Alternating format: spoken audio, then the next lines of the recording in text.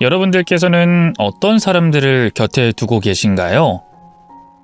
사람을 사귄다는 게 내가 원하고 바라는 사람만을 둘 수 있는 건 아니지만 아마 가능하다면 좋은 사람만을 곁에 두고 싶을 거예요.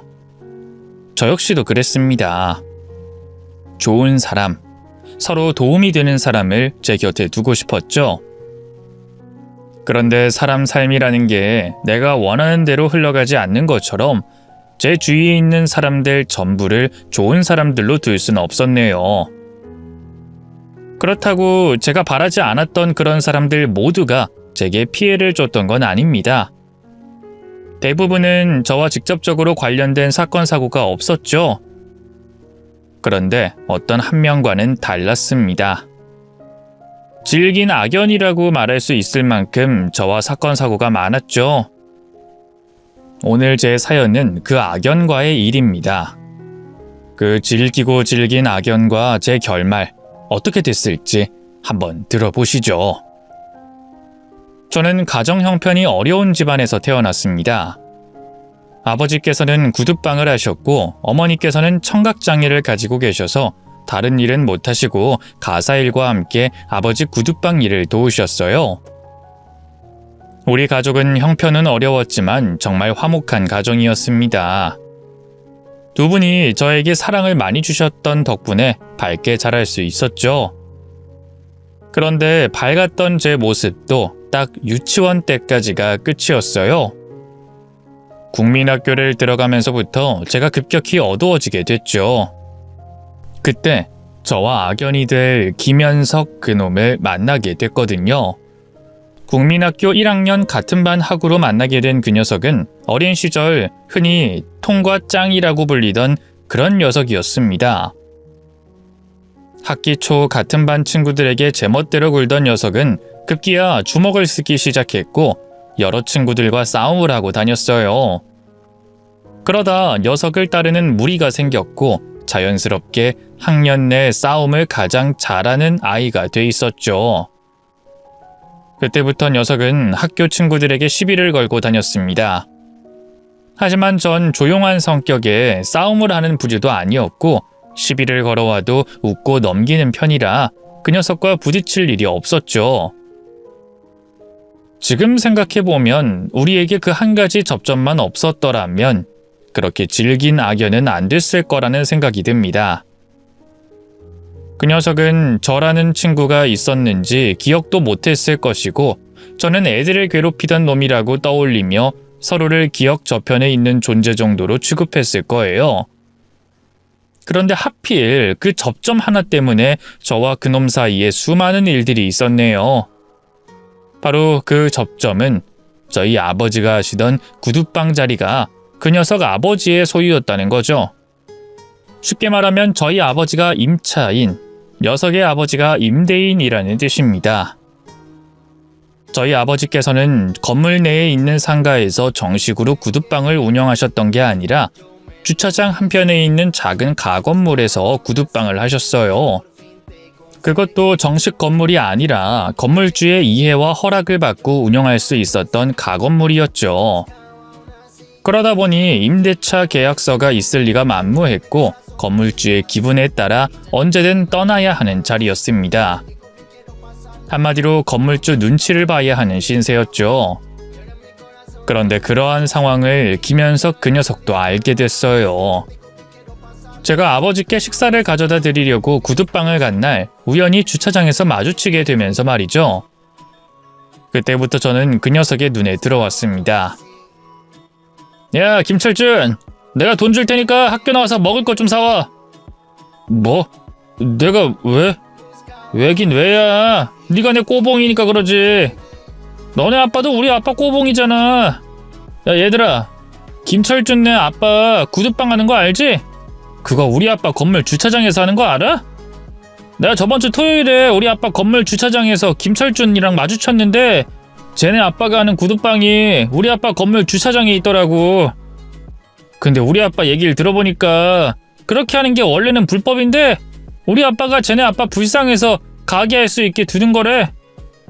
그래서 쟤네 아빠가 우리 아빠한테 잘 보이려고 엄청 애쓴다고 하던데. 야, 우리 아빠 공짜로 있는 거 아니야. 월세 낸다고. 월세를 내든 말든 불법이라고 멍청아. 우리 아빠가 나가라면 당장 나가야 한다니까? 그래서 너네 아빠가 우리 아빠한테 잘 보이려고 하는 거야. 꼬봉처럼. 그러니까 너도 내 꼬봉이지. 무슨 말인지 알았으면 다음 쉬는 시간에 나가서 사와. 알겠지? 김현석은 저희 아버지께서 자기 아버지에게 도움을 받고 있으니 저 역시 자신의 꼬봉이라는 어이없는 주장을 했어요. 그러면서 학급 내 친구들에게 저를 놀림감으로 만들었죠.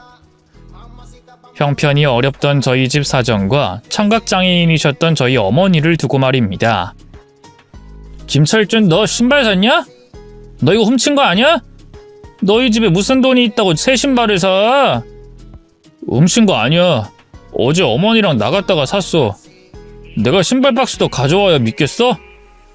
샀으면 산 거지. 말 되게 재수없게 하네. 야, 너네 집이 워낙 가난하니까 내가 신기해서 물어본 거 아니야. 그리고 너네 아빠가 구두방 하니까 너나 너네 아빠가 하나 슬쩍 할 수도 있고. 우리 아빠가 구두방으로 벌 수 있는 돈이 얼마 안 된다고 했거든. 그래서 난 너네 집이 운동화도 못 살 정도로 가난한 줄 알았어. 근데 아무리 생각해도 거짓말 같은데? 너 분명히 너네 엄마랑 나가서 신발 샀다고 했지? 근데 너네 엄마 귀머거리잖아. 근데 어떻게 샀다는 거야? 사람이 말이 통해야 뭘 하지. 어떻게 말도 안 통하는 사람이 신발을 사줘? 신발 가격도 물어보고 사이즈도 확인해야 하는데 귀머거리가 그걸 어떡해? 야, 김현석, 그만해라. 너 일부러 나 놀리려는 거 다 알아. 적당히 해. 우리 어머니까지 놀리는 건 나 못 참아. 뭐? 야, 네가 못 참으면 어떡할 건데? 지가 싸움 나보다 잘하는 줄 아나. 한 주먹거리도 안 되는 게 죽으려고. 우리 가족을 놀리는 녀석에게 화도 내봤고 주먹도 휘둘러봤습니다. 하지만 다 소용없는 짓이었어요. 오히려 녀석의 성질만 더 건들 뿐이었죠. 녀석에게 반항하면 돌아오는 건 폭력과 더한 놀림이었습니다. 어떤 놀림을 받더라도 가만히 있고 녀석이 원하는 대로 따라주는 게 더 나았죠. 그렇게 국민학교 때부터 고등학생이 될 때까지 김현석의 괴롭힘을 당하며 지냈어요. 하필 재수도 더럽게 없게 녀석과 고등학교 때까지 같은 학교로 진학하게 됐거든요. 학창시절이라는 12년 동안 같은 학교를 다녔고 7년 정도는 같은 반이 됐기 때문에 녀석의 손아귀에서 자유로울 수가 없었습니다. 아마 제 이야기를 듣고 계신 분들 중에는 12년 동안 당하기만 한 제가 바보와 같이 느껴졌을 거예요. 그런데 그럴 수밖에 없었던 이유가 하나 있었습니다. 김현석의 아버지가 지역 내 유명한 깡패라는 걸 잘하면서 알게 됐거든요. 김현석 스스로 해결할 수 없는 일이 생길 땐 항상 삼촌이라는 사람들이 등장하곤 했습니다.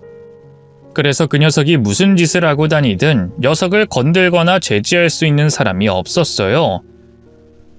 저도 어쩔 수 없이 12년 동안 녀석에게 당하고만 있었죠. 그렇다고 녀석에게 단 한 번도 대항하지 않았던 건 아니었습니다. 고등학교 시절 더는 이렇게 지낼 수 없다고 생각해 녀석에게 이 악물고 대항한 적이 있었어요. 녀석의 아빠가 깡패던 삼촌이라던 사람들이 나타나던 경찰에 신고하겠다고 선전포고를 해놓고 녀석을 흠씬 두들겨 팬 적이 있었죠. 그런데 그때도 결국엔 똑같았어요. 녀석에게 꼼짝할 수 없었고 그 뒤로 더한 괴롭힘이 따라왔죠. 녀석이 저희 아버지 가게를 가지고 협박했거든요. 이 쓰레기 같은 놈, 별것도 아닌 게 사람을 괴롭혀! 야, 너네 아버지 불러. 너네 깡패 삼촌들 부르라고! 경찰은 폼으로 있냐? 깡패 새끼가 학생 패는데 가만히 있겠어? 아이씨, 너 이 새끼 너네 아버지 쫓겨나는 꼴 보고 싶어? 뭐? 야, 김철준, 상황 파악 좀 해라. 너네 아빠 우리 아빠 건물에 불법으로 장사하고 있는 거야. 너네 아빠 구두방 내가 당장 찾아가서 무너뜨려도 뭐라 할 수 없다고. 근데 우리 아빠가 정식으로 문제 삼으면 어떻게 되겠냐? 우리 아빠 땅에서 불법적으로 장사한 걸 문제 삼고 구두방 부숴버리면 너네 가족 어쩔 거냐고? 정신 차리고 네 주제를 알아라, 이 꼬봉놈아. 너네 아빠 뭐가지? 우리 아빠 손에 달려있어. 녀석의 아버지가 깡패라는 것 이외에 어떤 사람인지는 아무것도 몰랐습니다. 헌데 지금 와서 생각해보면 녀석의 아버지는 녀석만큼 나쁜 사람이 아니었던 것 같아요. 저희 아버지 사정을 고려해 주차장 한 편을 내주기도 했고 오랜 기간 월세를 올린 적도 다른 횡포를 부린 적도 없었으니까요. 그런데 그 나이 땐 그런 걸 느끼지도 못했고 중요하지도 않았습니다. 사람을 괴롭히는 일이라면 모든 최선을 다하는 녀석이 저에게 저희 아버지 가게를 가지고 협박을 한다는 게 중요했고 다급한 일이었죠. 저 때문에 아버지께서 업으로 삼아오시던 일을 못하시게 만들 순 없었습니다. 그래서 조금 전까지 녀석을 두들겨 패고 있던 저는 무릎을 꿇어야 했어요. 그리고 녀석에게 미안하다며 손을 싹싹 빌어야 했죠. 그 일 이후 전보다 몇 배는 더 힘든 괴롭힘을 당해야 했습니다. 전 녀석에게 견디기 힘든 괴롭힘을 매일 당하면서 하루빨리 고등학교를 졸업하기를, 대학교로 진학해 녀석과 떨어지기를 바랬어요.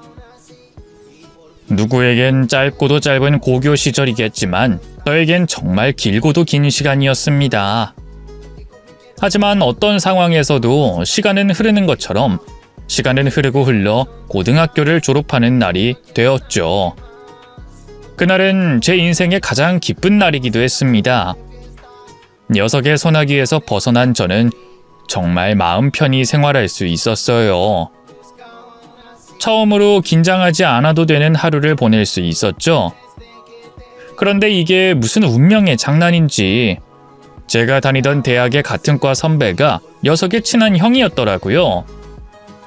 그 말도 안 되는 인연으로 인해 끊어질 것만 같았던 우리의 악연은 다시 이어지게 됐죠. 녀석은 저희 과 1학기 종강을 하는 술자리에 찾아왔습니다. 그리고 저에게 친한 척하며 대학교 친구들에게 제 이야기를 자기 마음대로 떠들어대기 시작했죠. 와, 우리 철준이 인기 많다. 이 새끼 대학 가더니 아주 지세상이구나. 나랑 학교 다닐 때는 완전 쭈구리였는데. 근데 얘가 쭈구리였긴 했는데 얼마나 재미있는 애인 줄 아세요? 시키면 뭐든 다 했어요. 예전에 제가 여교생이 저희 학교에 실습 왔을 때 철준이 보고 팬티만 입고 있으라고 한 적이 있거든요. 근데 얘가 진짜 그렇게 했다니까요. 그리고 얘네 아빠가 구두방이에요. 그래서 제가 명함 같은 거 만들어서 학교 선생님들한테 돌리라고 했는데 그것도 했다니까요. 야, 진짜 골 때리는 놈이에요. 그리고 또 뭐가 있었지? 분명히 너희 엄마 관련된 일도 있었을 텐데, 맞지? 얘네 엄마가 청각장애인이거든요. 그래서 뭐가 있었는데? 대학 친구들 모두 김현석이 하는 이야기에 즐거워하지 않았습니다. 제가 했다고 한 행동들 모두 누군가 시켜서 억지로 한 행동이라는 걸 눈치챘으니까요. 하지만 김현성은 냉랭한 반응에도 개의치 않고 제가 얼마나 비굴하게 지냈는지 말을 이어갔죠. 그러다 그때 대학 친구들 중 한 명이 보다 못해 나서게 됐어요. 지금 그게 재밌어요? 여기 있는 사람들 모두 아까 전부터 안 웃고 있는 거 안 보여요? 그쪽이 왜 우리 과 술자리에 왔는진 모르겠지만 이유가 어찌됐든 분위기 파악 좀 해요. 에이 선배, 이딴 사람 왜 부른 거예요? 분위기 망치려고요? 불러도 어느 정도 수준이 되는 사람을 불러야지. 어디 동네 양아치를 불러서 분위기를 깨요. 데리고 좀 나가세요. 과 사람들 대부분이 불쾌한 감정을 드러내자 녀석은 얼굴이 붉어졌고 자기와 친한 선배와 함께 자리를 떠났습니다. 친구들에게 고마운 건 당연했고 마음도 놓였어요. 이제 정말 그 녀석에게 해방이다 싶었으니까요. 그런데 그날의 일은 저희 가족에게 아주 큰 피해가 되어 돌아왔죠. 그 일이 있고 며칠 뒤 아버지 구두방에 방화로 추정된 화재가 발생했습니다. 구두방은 전소됐지만 불행 중 다행으로 불이 다른 곳으로 옮겨 붙진 않아서 큰 피해는 발생하지 않았죠.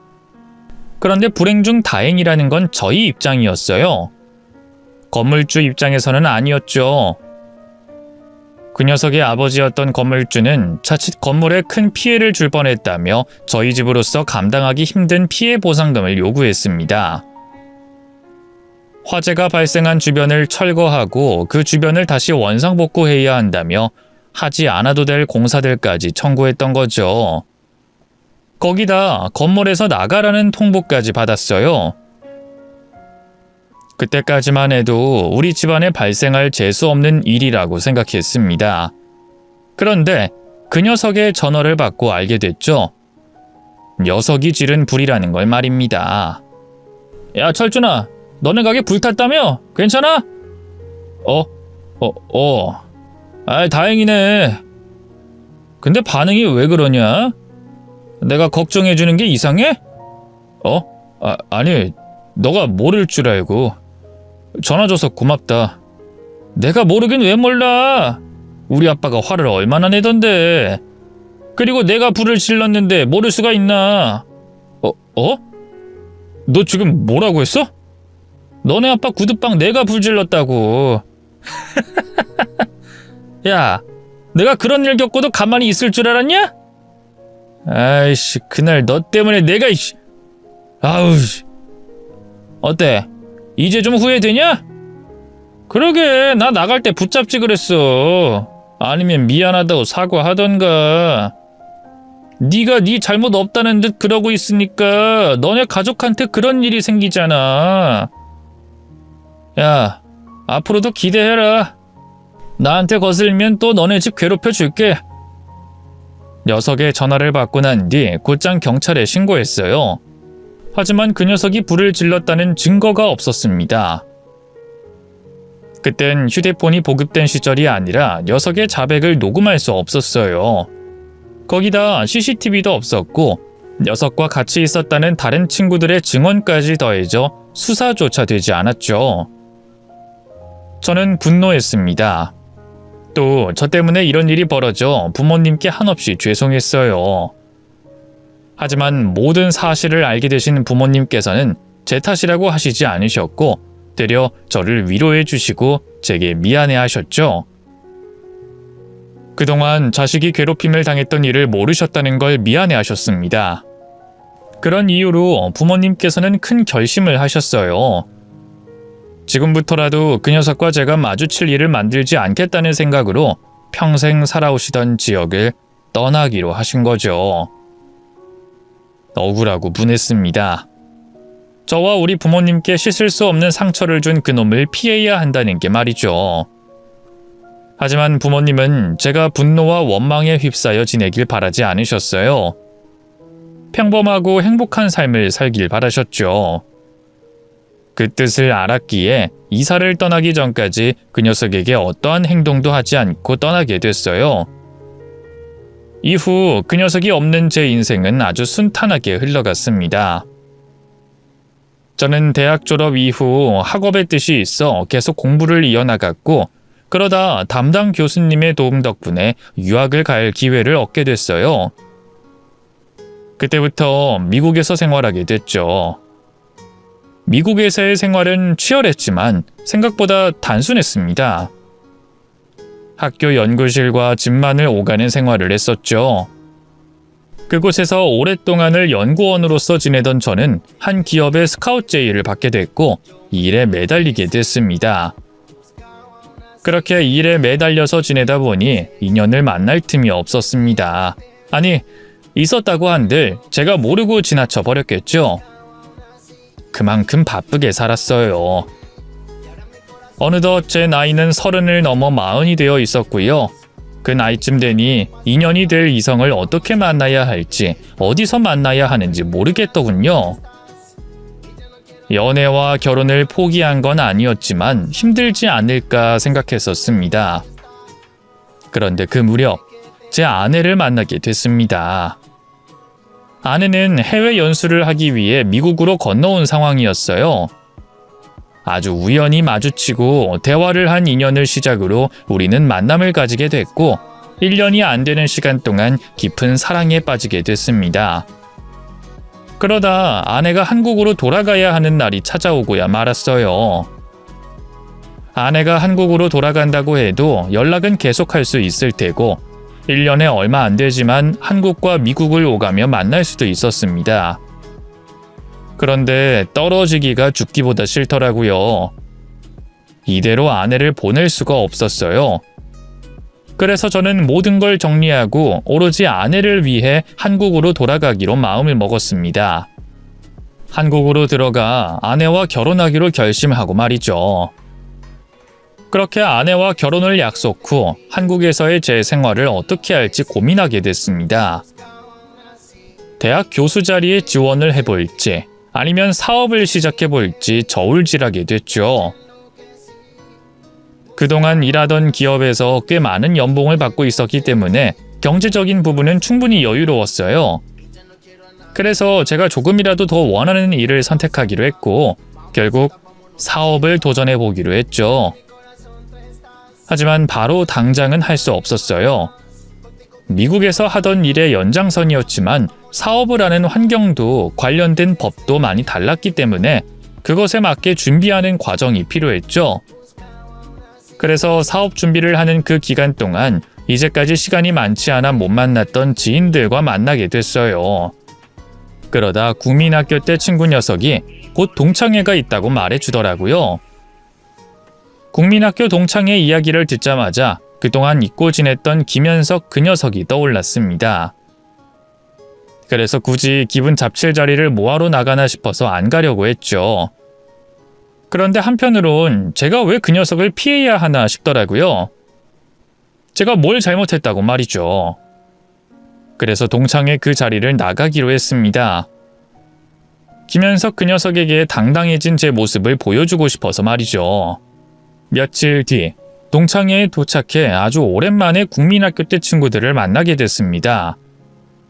30여 년이 흘러 만나게 된 친구들은 길에서 마주쳤으면 누군지 모르고 지나쳤을 만큼 많이 변해 있었어요. 강산도 변한다는 시간이 3번이나 흘렀으니 당연한 변화였죠. 저나 동창들이나 서로 어릴 적 얼굴만 생각하고 있다 보니 어쩔 수 없이 저와 동창들 사이에 어색한 기류가 흘렀습니다. 다른 동창들끼리는 동창회에서 만나기도 하고 개인적인 교류도 있어서 그 정도까진 아니었는데 말이죠. 하지만 그 어색한 기류도 잠시였어요. 서로 과거의 기억을 하나둘씩 떠올리며 이야기를 나누다 보니 어느덧 우리는 그 시절 그때로 돌아가 있었습니다. 서로 네 말이 맞다 아니다 웃고 떠들며 순수했던 국민학교 시절로 돌아가 있었죠. 그렇게 한창 이야기꽃을 피우며 즐겁게 동창회를 즐기고 있었는데 한 무리의 친구들이 담배 냄새를 풍기며 동창회가 열리고 있는 가게로 들어왔어요. 이유는 몰라도 동창생들 모두 가게로 들어오는 동창들 쪽으로 시선이 쏠려 있었죠. 그래서 저도 자연스럽게 시선이 그쪽으로 옮겨졌습니다. 그런데 그때 제 눈에도 익숙한 얼굴이 들어오더라고요. 다른 친구들 모두 자기가 누구라고 말해주지 않으면 헷갈리던 그 상황에 그 녀석만은 또렷하게 알아볼 수 있었습니다. 저를 지독히도 괴롭히고 제게 씻을 수 없는 굴욕감을 줬던 그놈, 바로 김현석 그 녀석이었어요. 그 녀석이 얼굴을 보자마자 몸이 떨려왔습니다.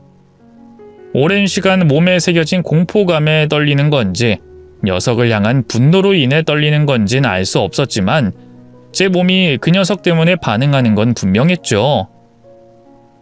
녀석과 마주치기 싫으면서도 또 한편으로는 예전처럼 시비를 한번 걸어와 줬으면 하는 생각도 들었어요. 그 녀석에게 복수하고 싶으면서도 상종하기 싫은 그런 복잡한 심경이었죠. 그런데 다행인진 몰라도 녀석은 저를 알아보지 못하는 것처럼 보였고 다른 친구들과 회포를 풀고 있었습니다. 저도 굳이 사고를 일으키기 싫었기 때문에 제자리에 앉아 최대한 녀석을 신경 쓰지 않으려고 했죠. 그렇게 그 녀석에게 계속해서 향하는 신경을 억지로 돌려 세우며 동창회 자리를 이어가던 중이었는데 올 것이 오고야 말았습니다. 김현석 그 녀석이 제가 있는 테이블로 온 거죠. 녀석은 다른 동창들에게서 제 이야기를 듣고 제가 있는 테이블로 온 것 같았어요. 자리에 앉으며 제게 반갑게 인사를 했죠. 야, 오랜만이다 철준아. 너 이사가고 못 봤으니까 한 30년 됐나? 야, 그동안 네 소식 가장 궁금했는데 네가 외국으로 나간 이후에 통 알 수가 없더라고. 국민학교 1학년 때부터 대학교 때까지 15년 동안 친하게 지냈는데 갑자기 연락이 뚝 하고 끊어져서 철준이 네가 보고 싶었어.